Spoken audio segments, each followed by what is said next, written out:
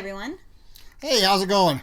So, if you didn't notice, we dropped a bonus episode last week. Yay! We recognize that this is a crazy time in the world, so we're trying to drop some bonus content a little sooner than we thought we would, just to add some extra light into the world right now. Yeah, so not to give anything away, no spoilers, but so we answer the question, what happens if we bring together Tom Cruise, Vin Diesel, Jeremy Renner, and Ben Affleck together? All for a Lord of the Rings movie. Yes. An action movie. Oh my goodness. It's absolutely ridiculous and silly, but we had so much fun doing it, and it was really off the cuff. Oh, yeah. We were just kind of riffing off each other, joking around while recording chapter 4, actually, and we decided we were just going to cut the silliness we were doing and make it an actual bonus episode. So we really hope you guys enjoyed it, but if you want something a little bit more serious, look out next week, because we have a more serious bonus content. Right, we're going to have part 1 of a biography about Tolkien himself. Right, we're Tolkien about it. Might as well talk about Tolkien. All right, so let's go ahead and get into the chapter. I'm Evelyn. And I'm Robert. And we're Tolkien about it.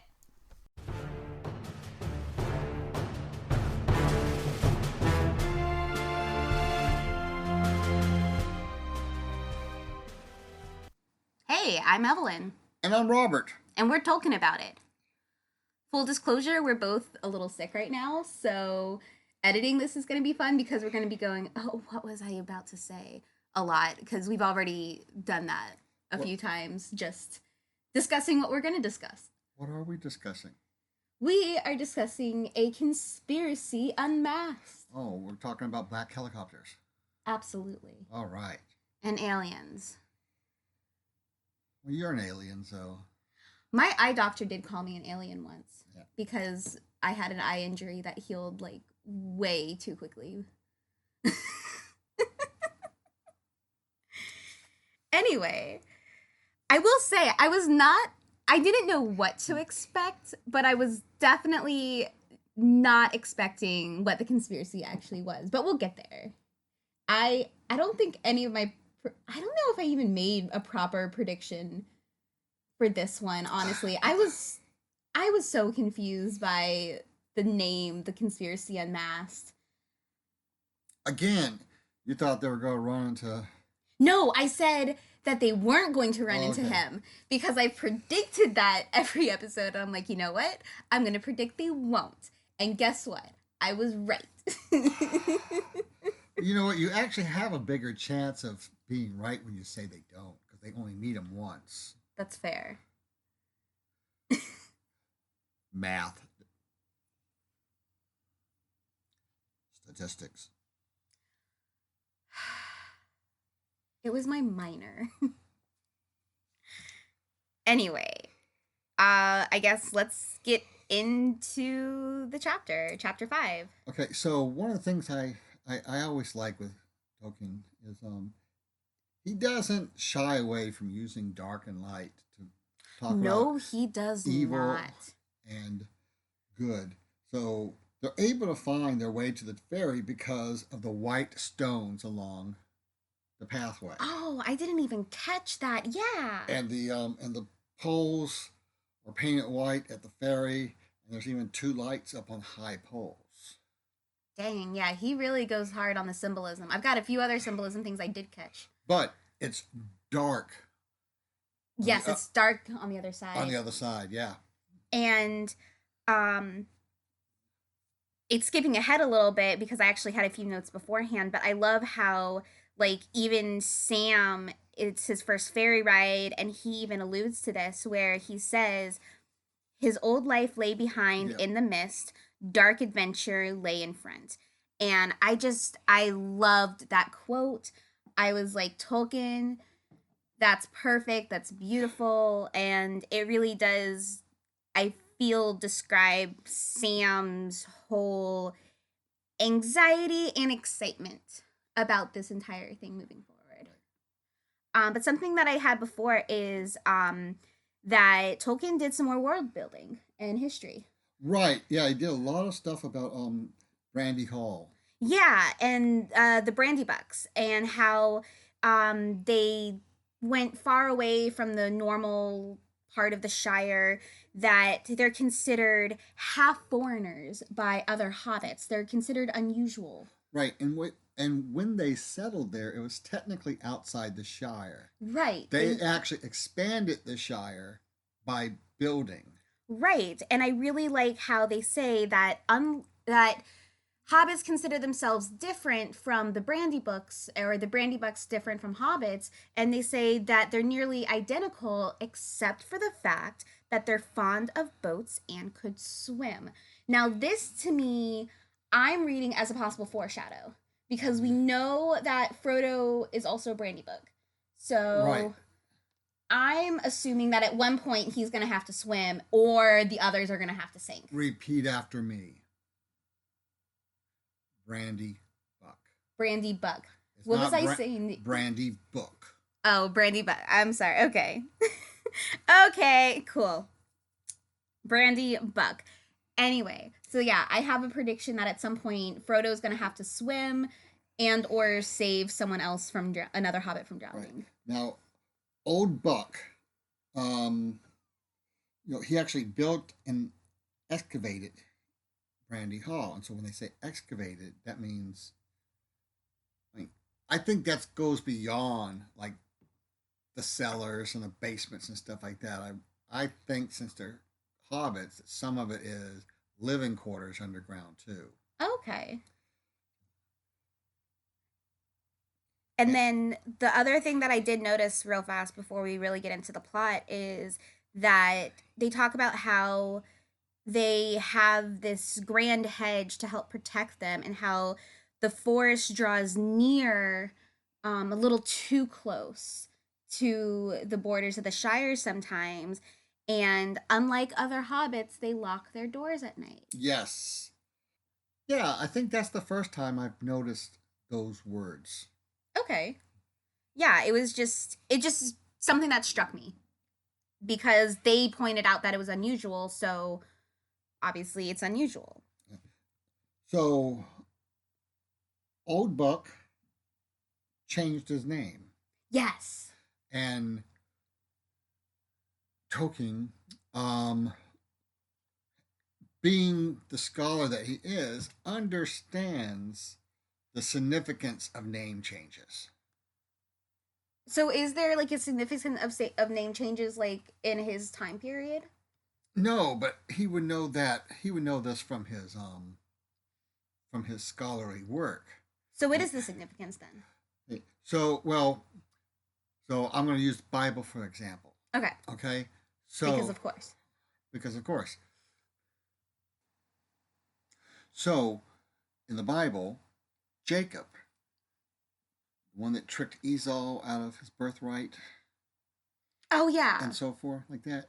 Well, at a point when he's about ready to meet Esau for the first time in forever, mm-hmm. he ends up wrestling with an angel. Okay. All right.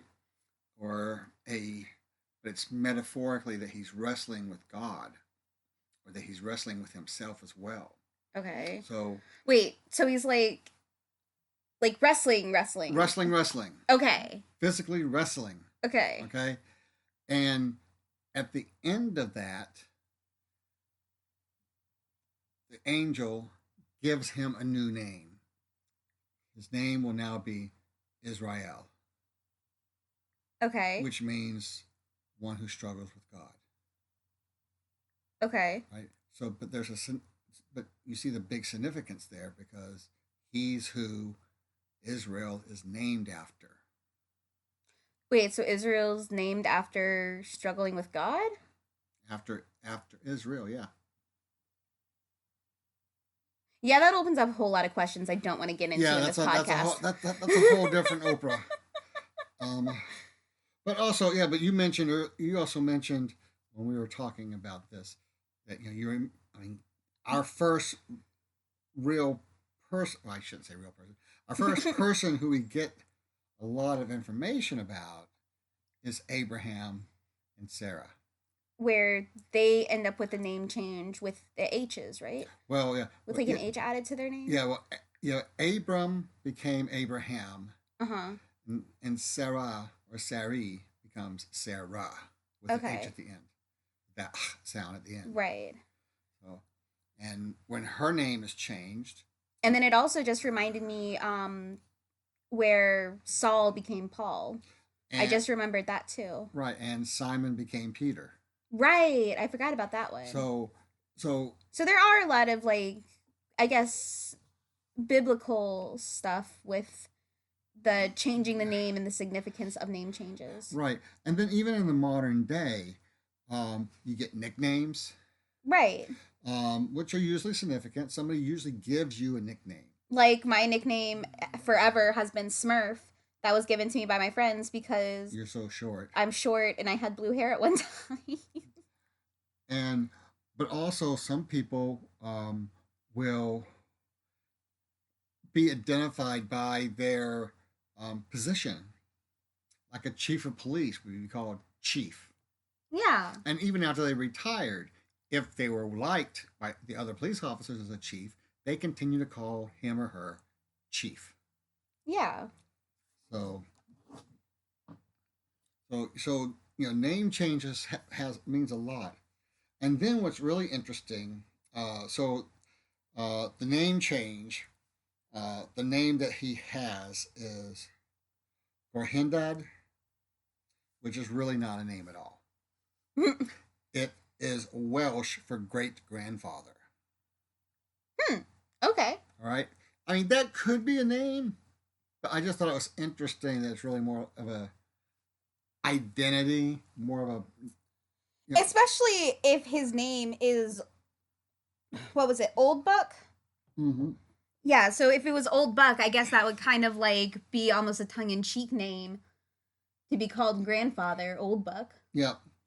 But he was the founder of Buckland. He was a Thane of the Shire. He was one of the first Thanes of the Shire, Okay. according to the list I found. They did mention something about that, how they were like an old family that was still very respected. Right. And he was the great, great, great, great grandfather of Frodo. Okay. And, Oh, wait. and then we have um, Brandy Hall. Mm-hmm. Brandy Hall, they keep building on it and building on Yes. it. And, it talks about, many doors Mm-hmm. and about 100 windows. Right. Now, It's massive. right, but also for even probably during the time where Tolkien was a child, the number of windows on your house spoke to your wealth Yes. because they were expensive to put in, and I've heard that before. Yeah. and it would make it expensive to heat that room. So it's a sign of wealth, whether it's intentionally or not. Gotcha. I mean, everybody wants windows, Right. but only the wealthy could have 100 windows on their house. Okay. Okay.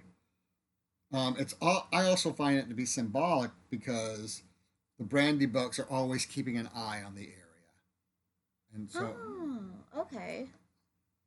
Yeah. That's really neat. Anything else or well, the many doors too. It's well, I kind of saw that more as like there's so many of them that they're always coming and going and they're just this one very large extended family that seems to rather get along if they're willing to be in close quarters with each other. right, but the many doors means they can come and leave without anybody else realizing it too. True. Yeah. And remember, they were a little on the adventuring side. Oh, Not yeah. as much as the Tooks. But still a little bit. Still a little bit. Yeah. Okay. So Frodo's got it from both sides. Frodo's got it coming from both sides. Yep. All right. Getting back into the plot, while they're on their ferry, someone yells, "Look around, what's that?" And it talks about someone like kind of or something kind of crawling and creeping, and to me that didn't sound like a black rider. That sounds like Gollum. See, I So that's my question: is like, is that supposed to be the black rider? Is that Gollum is starting to find them? Like, so um, I don't think the book ever. It's been about 3 4 years since I've read, which is why we're one of the reasons we're doing this. and one of the things I remember is I used to have an annotated edition. I couldn't find it to do Mm-hmm. this. I used to have an annotated, and there were notes there that it was one of the Black Riders, and it was referencing notes from a letter between Tolkien and somebody else. Okay. But you're right. But then again, we did see the Black Rider sniff. True. So And they definitely see them not quite as human. The hobbits definitely have this very fearful vision of these.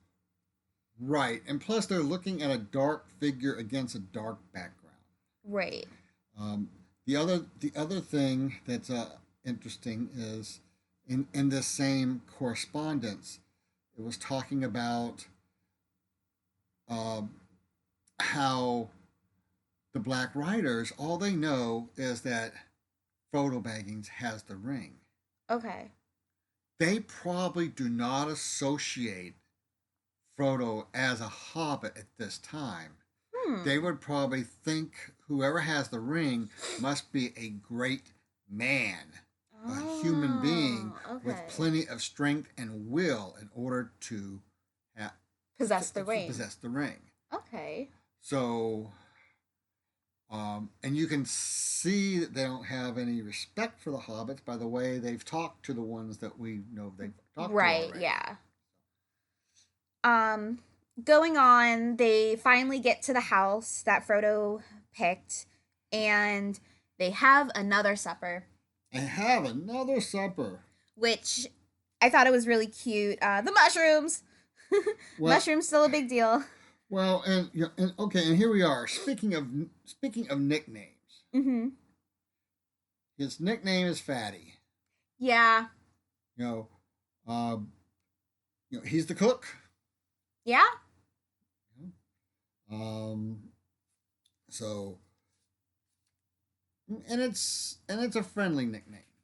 He doesn't mind being called it. Mm-hmm. Right. And so forth. It's not done in A malicious way. yes, correct. Though also speaking of nicknames, Frodo calls Pippin by his proper name when teasing him about Bath, Oh yes. being like, "Oh, are we gonna go by who's the youngest or who by takes the longest?"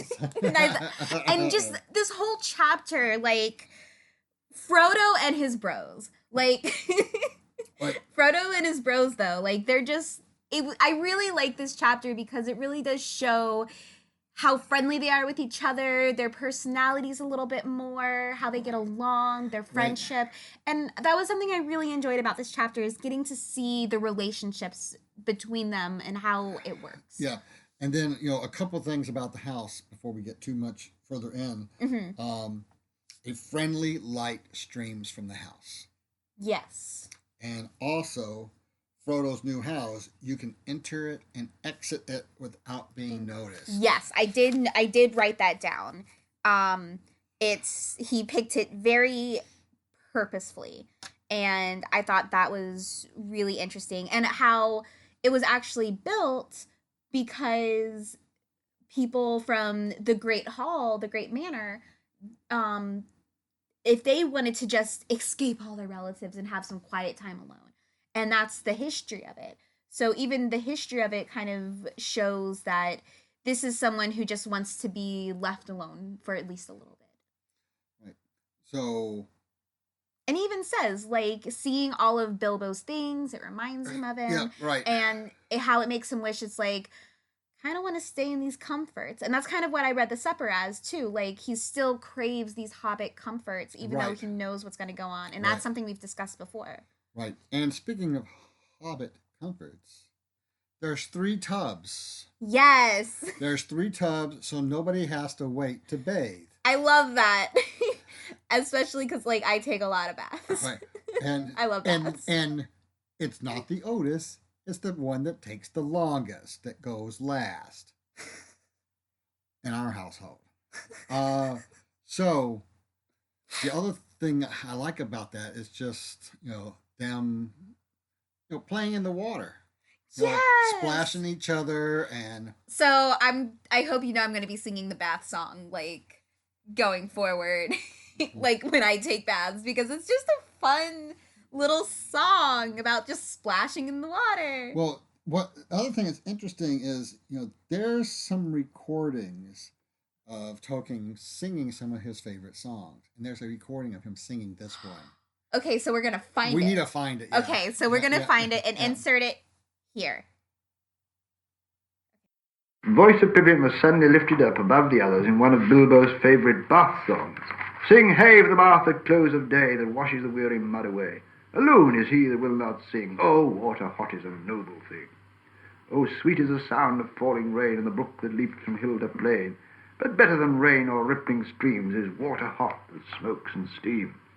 Oh, water cold we may pour at need down a thirsty throat to be glad indeed. But better is beer if drink we lack, and water hot poured down the back.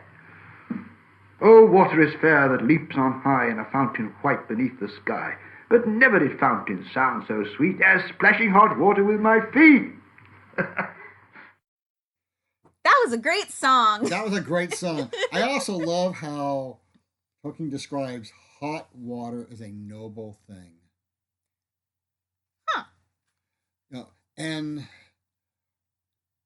Well, it's something like that's why I love baths. Is I take a lot of Epsom salt baths because I have joint problems, and just the hot baths are just so relaxing on my muscles, on my joints, and it's just nice.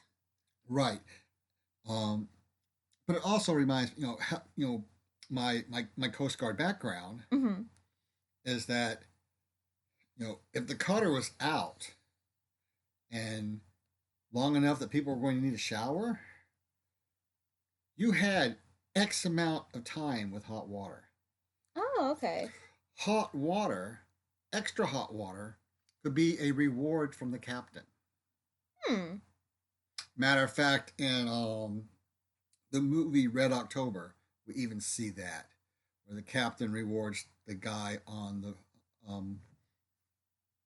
sonar, because the guy on the sonar does such a well job. He tells him that's 5 more minutes of hot water. Nice. So, Okay. yeah. Interesting. So I mean, but think about it. When you're at camp, Yeah. Oh gosh, camp. it's lukewarm at best. It's lukewarm at best. You're limited to 10 minutes. And let me tell you, when graduate And that's 10 minutes in the bathroom, not 10 minutes in the shower. Right, 10 minutes in the shower. Like it's 10 minutes. You got to shower, change, get out. And it was so nice graduating from camper to camp counselor because I got a full 20 minutes in the bathroom. And sometimes 30 minutes if we were being nice because counselors would take turns like watching everyone. That way you could go take your shower, sometimes just your weekly shower, but that 20 minutes of hot water, man, that was the best day of the week. So going back to the supper, we find out Frodo's not the only one with a passion for mushrooms. Right. But hobbits are especially. Yeah, and it even says like their greed for mushrooms. It even says their greed for mushrooms even surprises the big folk. Correct. Yes. And it's interesting too. Frodo takes charge of the mushrooms and decides that he's going to dish them out. Right, because he's like, it was given to me. And he even calls Mrs. Maggot a queen amongst hobbits for giving him to them. Yes, the queen among hobbits. I just thought that was really cute. So, and so I like how going forward with supper, they're all in a pretty decent mood, and Merry and Pippin and Fatty are kind of talking to him a little bit more, and Frodo's trying so hard not to tell them too much. When Let's go back oh, first. okay, We'll be right back. Ah, don't do that again. do what again? So they call him Cousin Frodo, Right. and we know that. Yeah, we know he's coming. But it reminded me that so the Baggins, the Tooks, and the Brandy Bucks have all been marrying each other so much that the families are really intertwined. Yes. So they're not just cousins. Pippin is Frodo's cousin, second and third cousin once removed. Okay. All right. And Mary is his first, second, and third cousin once removed. So because of all those ancestry ties, they're not just cousin, they're cousin many times over. Gotcha. So, I mean, so it's even more of a family coherence. Okay. So you couldn't see me, but I made a fist when I said that. Coherent. Yes, because our visual bits are so important in this audio format. That's right. All right, so yeah, so going back to what I was saying before with supper with Merry and Pippin, they know, and they know a lot. They know a lot. Did you hear how high my voice got? But that's how shocked I was. Like reading this, I'm like, oh my gosh, they know. Yeah. They really know. They have seen it. They have read the book. They're on top of things. And I love how, as the conspiracy unravels, how they're like, all three of them individually learn things. And it got to the point where they were so worried about Frodo that they're like, we need to talk to you guys. And they're like, oh, I've noticed this. I've noticed this. And I just think it's so sweet. Right. Frodo and his bros, though. Yes. But, I mean, Pippin even has a Black Rider story. Yes. So, so not only does he know what they've shared, he has seen a Black Rider. Right. He's seen a Black Rider. Sam obviously was eavesdropping. And Mary... He was not dropping any E's. It's from the book. Oh. When Gandalf pulls him in the window. Oh, yeah. And then Mary has actually seen Bilbo disappear with the frickin' Saxville Baggins. Okay, so before we get off the Saxville Baggins, I want you to notice that they get abbreviated to SB. SB. Yep. We are a non-explicitive, we are a family-friendly podcast, so we will not tell you what that stands for. SOB. Yeah, basically. Yeah. But I love how I just need more stories about them. I need more, and I need RuPaul to play them in the reboot. Right. Well, even before they started conspiring, they all figured Frodo sooner or later was going to follow. They all figured that sooner or later Frodo was going to follow Bilbo anyway. Right, and they were so scared that he was going to leave without saying goodbye that they were keeping an extra eye on him. Frodo and his bros. I'm sorry. It makes me very happy to see really good, solid friendships in literature, because in modern literature and pop culture, a lot of times you see on TV shows and stuff, it's always conflict between friends who always end up fighting and backstabbing. And so it's nice seeing a little bit more of a wholesome angle to this. Right. And this cohesion of friends right now being established is going to be important throughout the book. Yeah. If this was made today, it would be by the same people who made Gossip Girl, and the people would be like, oh, he's gonna leave. Ugh, I don't want to be friends with him anyway. So it's definitely, it's a little bit of nicer values, but it's something that I feel like resonates a lot. That's the kind of friendship you hope for. That's squad goals. Right. And then Pippin says, "We know you must go, and therefore we must too." Right. And I loved that. They're just like, no, you don't understand. We totally understand that there's danger. There is a ton of danger. And we're going with you. And Sam even brings back what the elf said. He's like, yeah, the elf said, don't go alone. So you're not going to go alone. Right. And then you mentioned it already, but I like the fact that Mary was able to take a sneak peek at the book. Yes. That he was talking about how it was so hard to take a peek at the book and he only got like a small glance at it, but he's so fascinated. And again, I feel like especially with Merry and Pippin, this comes from that Took sense of adventuring, which I really like. All right. Now, without referencing the book, well, I can't say that. So, up to this point, Uh-huh. who would you think the lead conspirator would be? So before it was revealed, I was honestly thinking it was Mary. Because Mary's kind of the one that's been talking the most about Frodo leaving, about seeing Bilbo in the ring, as well as looking at the book. So honestly, I was thinking it was Mary leading up to this point. Well, and it's funny because even at this point, they say, "Do you want to meet the head conspirator?"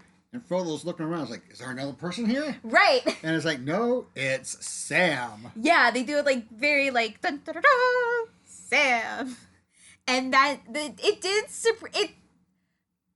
it both surprised me and did not surprise me because I was surprised because Sam seems a little bit more Hobbit like in where they keep to themselves, they try not to get into other people's business, even though they might gossip a little bit. But it also didn't surprise me because he does have a very strong loyalty to Frodo. Right.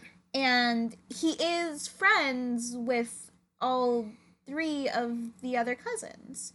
So, yeah. And then we end up getting the another song. Right, which I liked the callback because I recognize it as a callback to The Hobbit, where it says it's an ode to an old dwarf song. And as soon as I read that, I immediately, like, in my head as I was reading it, I thought it in the same, like, melody as Misty Mountains. And that's something that I really like. I really like that callback to The Hobbit a lot. And they were so sure that Frodo was going to leave right away. They've already got everything packed up and ready to go. Right. They're like, yeah, we can leave first thing in the morning. We're good, fam. Like, yeah. It's like, but we need to do this and this and this. It's taken care of. Yeah, it's like, we got it. We're good. So they had time. It's so sweet. Yeah. And I like how they called him Captain Frodo and Company. Yes. But I like Frodo's bros better, personally. But going back to Captain Frodo and his brothers goes back to what we talked about in an earlier episode, that Sam has that friendship yet underling right relationship. Yeah. So if Frodo's the captain, everybody is a little below him. Right.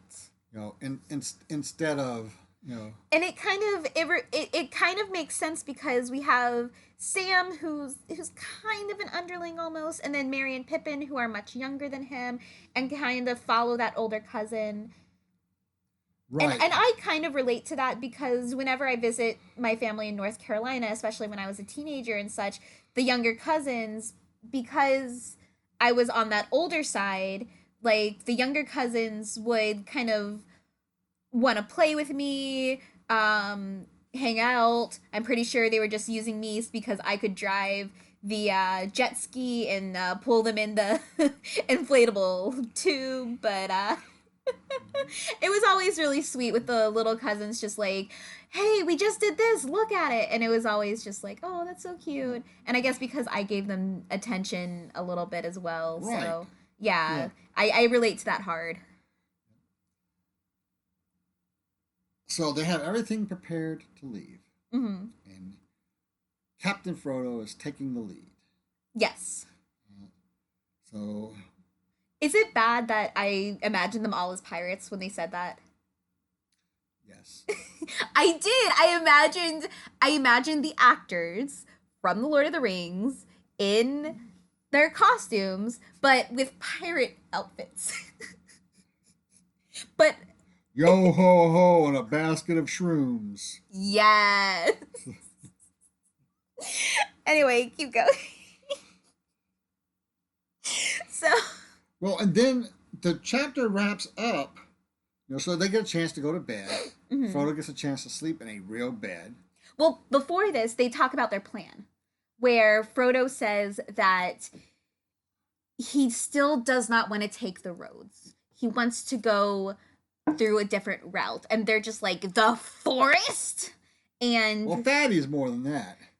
yeah. Fatty goes, I'm glad I'm staying because I ain't never near the forest. Right, and I love how Fatty's like, yeah, I'm gonna pretend to be Frodo. I've got your extra clothes. I'm good. I'm just gonna pretend to be you. And he's like, okay. But yeah, like the forest has me worried because I remember again from The Hobbit where the forest, the Mirkwood forest was very dark and full of terror. Right. But Frodo has that dream that's just full of foretelling. Yes, like talking about the sea and how he can definitely hear it. And that was something that I'm sure it's a symbol of something. I just don't know what. All right, so anything else on this one? Well, you didn't answer my question about the symbolism of the sea. I don't need to answer everything. But that's what we're talking about. So we know later that the elves are heading to the sea. Yes, we already talked about that, how the elves are headed to the sea. I do remember from the movies that Frodo and Bilbo leave to go across the sea too, and it's a metaphor for the afterlife and such. But I'm sure that I was sure there was other symbolism, or is it just foreshadow? It's just foreshadowing. Okay. Yeah. So our next chapter, Okay. the old forest. The old. Well, I predict they're gonna go into the old forest. You think? You know what? I'm gonna predict they run into a spider again. One of those giant dwarf-eating spiders. Oh, okay. I'm gonna predict that. What Why else? not? What else?